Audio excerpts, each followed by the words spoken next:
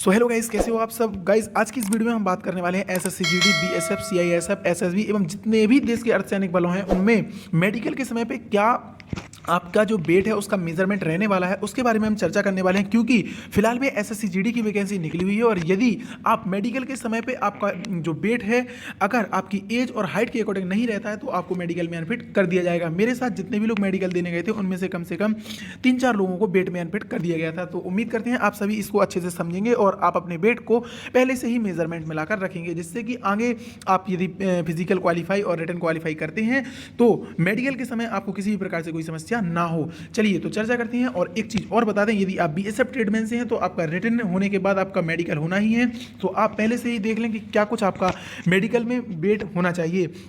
So guys, सबसे ऊपर लिखा हुआ है कि male average body weight in kilogram for different age group and height. तो यहाँ आप समझ सकते हैं, यहाँ पे जितने भी मेल कैंडिडेट हैं उनके लिए, फीमेल के लिए एक अलग सी वीडियो बनाएंगे जिसमें समझाएंगे कि आपका वेट कितना होना चाहिए आपकी एज के अकॉर्डिंग। तो सबसे पहले देखते हैं, आप यहाँ पर लिखा हुआ है हाइट इन सेंटीमीटर। सो आप समझ सकते हैं हाइट इन सेंटीमीटर, यहाँ पर आपकी हाइट कितनी होनी चाहिए इसके बारे में बताया गया। वहीं यहाँ पर आप देख सकते हैं जो आपका एज इन ईयर है, तो यहाँ पर एज इन ईयर के बारे में बताया गया है। तो यहाँ पर जो साइड में आप देख सकते हैं ये चीज़ें एज लिखी गई हैं, एज का ग्रुप लिखा गया है कि यदि आप 18 से 23 साल के हैं तो आप 18 से 22 साल के हैं तो आपके लिए ये है, 23 से 27 साल के हैं तो ये, और 28 से 32 साल के हैं तब ये, उसी प्रकार से 33 से 37 साल के लिए हैं ये। तो आप लोग सोच ही रहे होंगे क्योंकि आप सभी का दिमाग इतना क्रिएटिव होता है कि 28 से 32 साल तक तो फोर्स में जाते ही नहीं है, तो ऐसा नहीं है। यहाँ पर जो कैंडिडेट एक्स सर्विसमैन वगैरह होते हैं उन लोगों के लिए ये भी यहाँ पर बताया गया है। तो शुरुआत करते हैं हम अपने इस सेशन में सबसे पहले कि आपका यहाँ पर जो वेट रहने वाला है वह, यदि आप 156 यदि 156 सेंटीमीटर है और आपकी एज 18 से 22 ईयर है तो आपको 44 से 55, यदि 23 से 27 है तो 46 से 56, वहीं यदि आप 28 से 32 साल के हैं तो आपको 47 से 50, और 33 से 37 साल के हैं तो आपको 48 से 59 केजी के बीच आपका एवरेज वेट होना चाहिए। ये यहाँ पे सबसे कम दिया हुआ है, लेकिन अभी अपन चर्चा करने वाले हैं लगभग अधिकतर जितनी वैकेंसियों में जो हाइट मेजरमेंट रहती है उनके बारे में ही चर्चा करेंगे।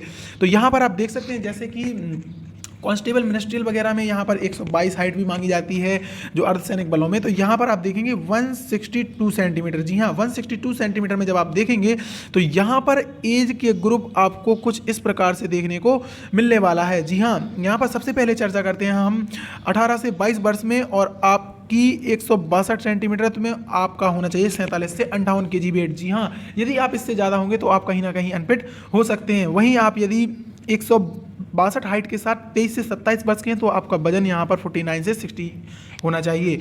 वहीं यदि आप इस कैटेगरी में आते हैं तो ये हो गया, और यहाँ पे आते हैं तो ये आपका ये हो गया। ये चीज़ें आपने बखूबी अच्छे से समझी होंगी। चलिए तो चलते हैं आगे, जो मेन अपना जीडी टॉपिक रहता है, क्योंकि एसएससी जीडी में बहुत सारे कैंडिडेट अभी फॉर्म डाल रहे हैं, बाद में वह परेशान हो जाएंगे कि सर अब वेट कम नहीं हो रहा है, तो इसलिए पहले से ही आपको अपने वेट का मेजरमेंट मिलाकर चलना है। चलिए देखते हैं क्या कुछ रहने वाला है नीचे।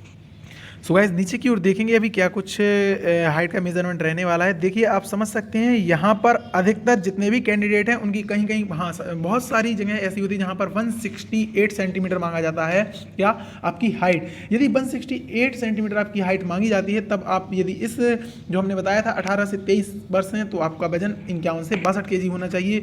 वहीं आप 23 से 27 साल के बीच आते हैं तो आपका ये होना चाहिए, और नेक्स्ट में ये, और इसमें ये, तो ये आपका 168 सेंटीमीटर के लिए हो गया। वहीं हम यदि चर्चा करते हैं अपनी 170, जी हाँ, क्योंकि 170 यहाँ पर सबसे ज़्यादा मायने रखने वाला है, क्योंकि एसएससी जीडी में आपका 170 ही मायने रखता है। तो यदि आप 18 से 23 वर्ष के बीच हैं तो आप समझ सकते हैं आपको 52 से 64 केजी का होना चाहिए। यह जो है एक ऑफिशियल नोटिस है जो कि आप सीआरपीएफ की साइट पर भी देख सकते हैं, है ना। और यदि आप उससे आगे 23 से आप 27 वर्ष के हैं तो आपको 54 से 66 वर्ष का एज मतलब कि जो है आपका यहाँ पर वेट होना चाहिए। वहीं आगे इसी क्रम में ये बना हुआ है। और मेरी हाइट दोस्तों निकली हुई थी बहुत सारी, लगभग मेरी हाइट जो थी मैं आपको बता दूं 182.5 थी। तो मेरी हाइट जब थी 182.5 और मेरा मेडिकल अभी जब हुआ इसी पुरानी SSC GD की भर्ती में, तो मैं आपको बता दूं, और मेरे 25 साल हो गए हैं, तो 23 से 25 वाले इस ग्रुप में आना था, मुझे सेकंड ग्रुप में आना था, है ना। तो यहाँ पे वजन होना चाहिए था 62.5 से 76.5, जी हाँ। और मेरा वजन निकला था वहाँ पर दोस्तों 75, जी हाँ, कितना 75 निकला था। तो कहीं ना कहीं मैं बहुत सॉरी 75 नहीं, मेरा वजन जो निकला था वहाँ पर 76 निकला था। अब बताइए आप थोड़ा सा अगर और ज़्यादा हो जाते तो कहीं ना कहीं हम भी अनफिट हो जाते। इसलिए आपको बता रहे हैं कि पहले से ही आपको अपनी हाइट की अकॉर्डिंग ये मेजरमेंट देखना है। ये मेरी थी इसलिए मैंने आपको अपने बताया। आप जितनी भी हाइट आपकी है आप उसके अकॉर्डिंग देख सकते हैं, समझ सकते हैं। चलिए साथियों, और नीचे भी आपको बता देते हैं, नीचे इतना ज़्यादा कुछ नहीं रहने वाला है। मेडिकल के जितने भी स्टेप हैं हम आपको बताएंगे। आपको फ्लैट फुट वगैरह, नोकनी वगैरह, हर एक चीज़ की बाकायदा ऑफिशियल नोटिस के साथ आपको जानकारी देंगे, क्या कुछ सही है, क्या कुछ नॉर्मल है, क्या कुछ नॉर्मल नहीं है। बने रहिए आप हमारे साथ। यदि सेशन अच्छा लगा हो तो सेशन को शेयर जरूर करें, वीडियो को लाइक जरूर करें, चैनल पर नए हैं तो चैनल को सब्सक्राइब जरूर करें। फाइनली आज के लिए रखते हैं इतना, बाकी बातें आने वाली नई वीडियो में करेंगे। बड़ों का सम्मान करें, छोटों को प्यार दें, अपना व्यक्तित्व इस प्रकार निर्मित करें कि महिलाएं आपके पास सुरक्षित महसूस समझें। जय हिंद, जय भारत।